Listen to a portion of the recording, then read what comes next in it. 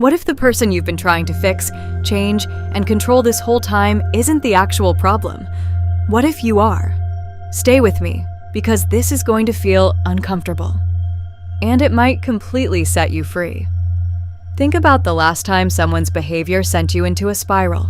They didn't text back. They chose someone else. They dismissed you in front of people. They kept making the same destructive choice no matter how many times you begged them to stop.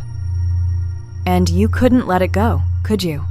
You replayed it, rehearsed what you would say, lost sleep over it, tried to fix it, manage it, control it. But here's the question nobody asks in that moment. Why does their behavior have that much power over you? Because I promise you the answer has almost nothing to do with them. Here's what's actually happening beneath the surface. When someone behaves in a way you don't like, it doesn't just bother you. It activates you physically.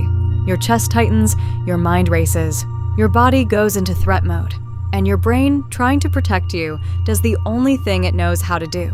Fix the external problem so the internal feeling will stop. So, you go after them. You try to change them. You try to control them. But you were never really trying to change them. You were trying to escape your own discomfort. That is the trap. And almost every person alive is caught in it right now. This didn't start with them. It started when you were a child. From the moment you were born, your brain learned one fundamental survival rule. Monitor how people feel about you, because belonging feels like safety. So you watched faces, read rooms, adjusted yourself. You learned to shrink when someone was angry. You learned to perform when someone needed you to be okay. You learned that other people's emotional states were your responsibility to manage. And that was smart when you were 5 years old and completely dependent on the adults around you. But you are not 5 anymore. And that survival strategy became a prison you don't even realize you're living in. What you're dealing with is an addiction, a real one. Not to a substance, but to approval. Every time someone validates you, includes you, or shows up for you, you get dopamine. Every time they don't, you feel withdrawal. And just like any addiction, you will do almost anything for the next hit. Twist yourself into someone you're not. Tolerate things you should never tolerate. Keep trying to fix people who never ask to be fixed.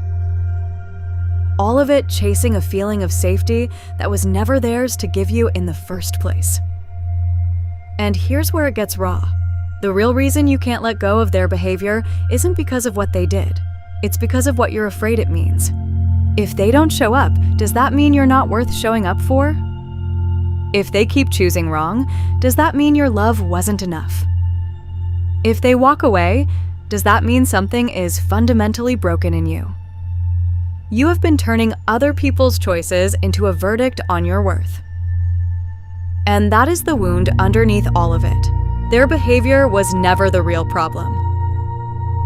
The belief that their behavior defines your value, that's the problem.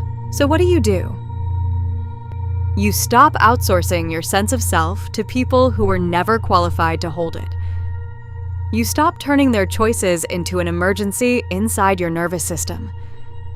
You build something they cannot touch and anchor inside yourself that doesn't move when they do.